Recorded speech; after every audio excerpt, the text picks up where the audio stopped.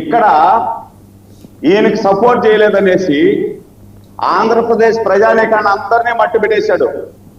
ఆంధ్రప్రదేశ్ ప్రజానీకాన్ని అంతా కూడా ఇప్పుడు రాజధాని అమరావతిని మట్టి పెట్టేశాడా, పోలవరాన్ని మట్టి పెట్టేశాడా, అభివృద్ధి సంక్షేమాన్ని పూర్తిగా మట్టి పెట్టేశాడు ఈయన సపోర్ట్ చేయలేదని. ఇప్పుడు కూడా ఏం చేస్తున్నాడు, అధికారం పోతే కూడా, అధికారం పోయిన తర్వాత కూడా ఈ రాష్ట్రానికి వచ్చేటువంటి పెట్టుబడుల్ని మట్టి పెట్టేస్తున్నాడు, అభివృద్ధిని జరగనీయకుండా మట్టి పెట్టేస్తున్నాడు.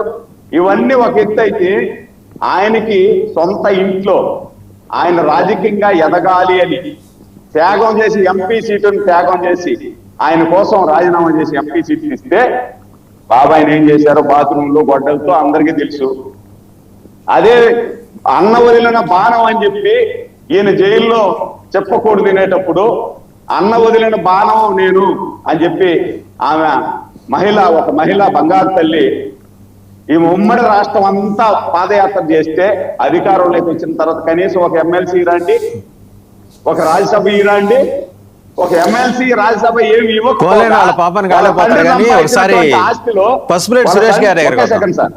ఒకే సెకండ్ వాళ్ళ తండ్రి సంపాదించినటువంటి ఆస్తిలో అప్పుడే రాజశేఖర్ రెడ్డి చెప్పాడు, నేను సంపాదించిన ఆస్తిలో ఇద్దరికి సగభాగం అని చెప్పి అది కూడా ఇకుండా చేసేసాడు.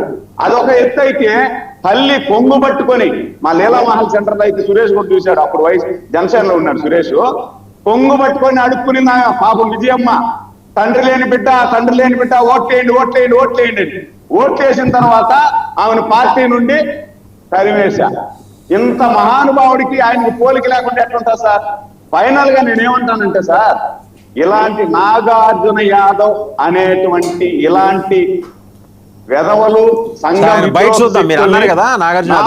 నాలుగు కోసేయాలి సార్. అతను మాట్లాడింది మీరు పంపించింది, మీరు పంపించిన బయటే ప్లే చేస్తున్నా చూడండి. చంద్రబాబు అడ్డగాడిద చంద్రబాబు, ఒరే సన్నాసి చంద్రబాబు, కడుపుకి అన్నం తిని పెంచావా నారా లోకేష్ ని, గడ్డి తిని పెంచావా? ఏమంటే పసుపులేటి సురేష్ గారు, ఏ అవసరం అండి ఇలాంటి వ్యాఖ్యలు? ఒక నిమిషం అండి, నేను మళ్ళీ వస్తాను మీ దగ్గరికి. ఇప్పుడు అదే విషయం మీద పసుపులేటి సురేష్ అంటే ఇలా అవసరమా? ఏం కంట్రోల్ పెట్టుకోలేరా నోరు? చాలదా? ఇప్పుడు ఎదురవుతున్న సంఘటనలు చాలవా? కడుపు నిండా వాళ్ళకి పెట్టడం కాదు, మీరు పెట్టుకుంటున్నారు మీకు మీరే, మీ పార్టీ వాళ్ళు. అవసరమా? ఉన్నవి చాలక ఇవన్నీ అవసరమా? ఎవరిని చూసుకొని ఇప్పుడు మీరేదో ఆయన మీ పార్టీ నాయకత్వం వచ్చి చూస్తుంది, ఆయన్ని కాపాడుతున్నారు, ఏమీ జరగవు అలాంటివి. ఒక సెక్షన్ ఆఫ్ పీపుల్కే అక్కడ న్యాయం జరుగుతుంది, అది కూడా న్యాయ సహాయం అందుతుంది, మిగిలిన ఎవరికి అందవు. నేను ఆ పేర్లు ప్రస్తావించదలుచుకోలేదు. ఓకే, ఎందుకు అంత మిడిసిపాటు ఎందుకండి? అంత ఇప్పుడు అది తలపొగరుతో ముఖ్యమంత్రిని పట్టుకొని మాట్లాడాల్సిన మాటల, ముఖ్యమంత్రి కుటుంబాన్ని పట్టుకొని మాట్లాడాల్సిన మాటల. మీరు విధానపరంగా ఏమంటే క్వశ్చన్ చేయండి. మీ ఏది సంక్షేమ పథకాలు అందట్లేదనో, లేకపోతే ఫలానా దగ్గర మీరు ఎర్త్ పెడుతున్నారనో, ఫలానా వాళ్ళకి మీరు డబ్బులు పూర్తి స్థాయిలో ఇవ్వట్లేదనో, అమ్మఒడనో ఏదో మాట్లాడండి విధానపరంగా. ఈ అక్కర్లేని మాటలు ఎందుకండి? సార్, ముందుగా మీకు మరి ప్యానెల్లో ఉన్నటువంటి తోటి రాజకీయ పార్టీ నాయకులకు, విశ్లేషకులకు, ప్రేక్షకులకు నా నమస్కారాలు. ముందుగా మీరు అడిగినటువంటి ప్రశ్న, ఎందుకు ఇతను ఇలా మాట్లాడాడు అని. వాస్తవానికి ఆ వీడియో అతను ఎప్పుడు మాట్లాడాడు ఏదనే సందర్భం నాకు దాని మీద స్పష్టత లేదు. కానీ మనకి తెలియదు, తెలంగాణ పోలీసులు తెలిసి వాళ్ళు వచ్చారు వేరే వీడియోకి సంబంధించి. వేరే డిస్కషన్ లో అతను మాట్లాడిన దానికి తెలంగాణలో కూర్చున్న పోలీసులు వచ్చి అతను అరెస్ట్ చేసి తీసుకెళ్లారు. సొంత రాష్ట్రంలో మాట్లాడింది మీకు తెలియదు. నాకు ఐడియా ఉంది సార్. మీరు ఇప్పుడు ప్లే చేసినటువంటి బయట అయితే ఏదైతే ఉందో దాని మీద నాకు స్పష్టత లేదని చెప్పాను. నేనేమంటున్నానంటే, ఇప్పుడు కూడా చర్యకి ప్రతి చర్యగా ప్రతి ఒక్కరు కూడా రాజకీయాల్లో ఉన్నటువంటి వాళ్ళు ఎవరు కూడా అవతల వ్యక్తి చేసినటువంటి వ్యాఖ్యలకు ఘాటుగా స్పందించేటువంటి సందర్భాలు మీరు అనేకం చూశారు. బహుశా ఇది నాకు తెలిసి గతంలో ఒకసారి నారా లోకేష్ గారు జగన్మోహన్ రెడ్డి గారిని ఉద్దేశించి లండన్ పర్యటన మీద అతి జుగుప్సాకరమైనటువంటి వ్యాఖ్య ఒకటి చేశారు. లండన్ కి జగన్ ఎందుకు వెళ్ళాడో తెలుసా మీకు అంటే, అది మనం మాట్లాడుకోలేనటువంటి మాట ఒకటి మాట్లాడారు, సంస్కారాన్ని మరిచి. బహుశా ఆ సందర్భంలో ఇదని నేను అనుకుంటున్నా. అదేవిధంగా మీరు చూశారు నిన్న చంద్రబాబు నాయుడు గారు, అసలు సందర్భము లేదు, సమయము లేదు, ఆ వేదిక కాదు, జగన్మోహన్ రెడ్డి గారిని అక్కడ ఆ రాష్ట్రంలో, తెలంగాణ రాష్ట్రంలో ఒక సంచలనమైనటువంటి మర్డర్ ఒకటి జరిగి ఒక సైకో దారుణంగా 6 పైగా చంపితే ఆ సంఘటనని ఆ వ్యక్తికి జగన్మోహన్ రెడ్డి గారికి పోల్చుతూ మాట్లాడటం అంటే ఎలా ఉంటుందంటే, రాజకీయాల్లో చంద్రబాబు నాయుడు గారు ఇప్పుడు 4వసారి ముఖ్యమంత్రి. 4వసారి ముఖ్యమంత్రి అయినటువంటి చంద్రబాబు నాయుడు గారు ఆయన ఇచ్చినటువంటి మేనిఫెస్టో గురించి ఏనాడు మాట్లాడారు. ఆయన ఇచ్చినటువంటి హామీలు అమలు తీరు గురించి ఏనాడు మాట్లాడారు. చెప్పిందేంటి, జరిగేదేంటి అన్న దాని మీద ఇప్పుడు మాట్లాడారు. నేను చెప్పేది అదే, అవి అడగండి మీరు, ఇలాంటి పిచ్చి మాటలు ఆపేసి అవి అడగండి అంటున్నా. నేను అదే సార్, అందుకనే ఇప్పుడు కూడా అదే మాట్లాడుతున్నాను.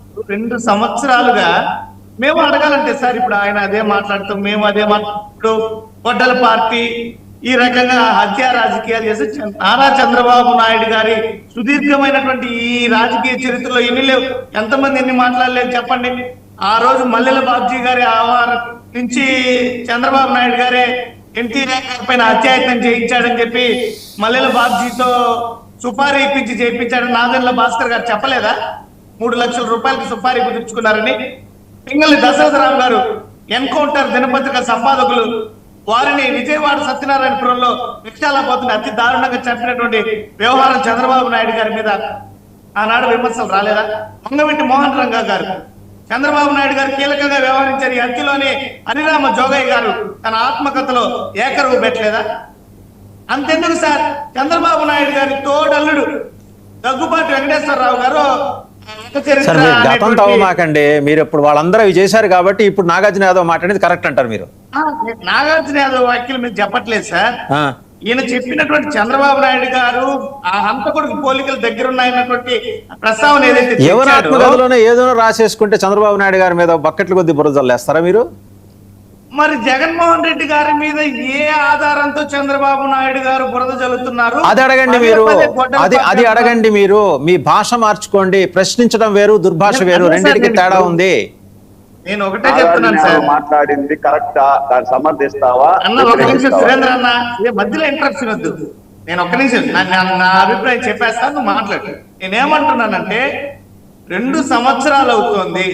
చంద్రబాబు నాయుడు గారు కానీ పోనీ కింది స్థాయిలో ఎవరైనా ఆ కూటమి పార్టీల కార్యకర్తలు నాయకులు జగన్మోహన్ రెడ్డి గారిని విమర్శించడానికి బదులుగా చేతనైతే జగన్మోహన్ రెడ్డి గారి కన్నా మేము ఇంతమంది ప్రజలకు ఎక్కువ సంక్షేమాన్ని ఇచ్చాము, ఎక్కువ పింఛన్లు ఇచ్చాము, ఎక్కువ పోర్టులు తెచ్చాం, ఎక్కువ మెడికల్ కాలేజీలు తీసుకొని వచ్చాం, ఎక్కువ సంస్కరణలు తీసుకొని వచ్చాం, ఇంత రాష్ట్ర ఆర్థిక అభివృద్ధి జరిగింది, ఆర్థిక విధ్వంసం మీరు చేశారు, మేము 2 లక్షల కోట్ల సంపద సృష్టించామని చెప్పాలి.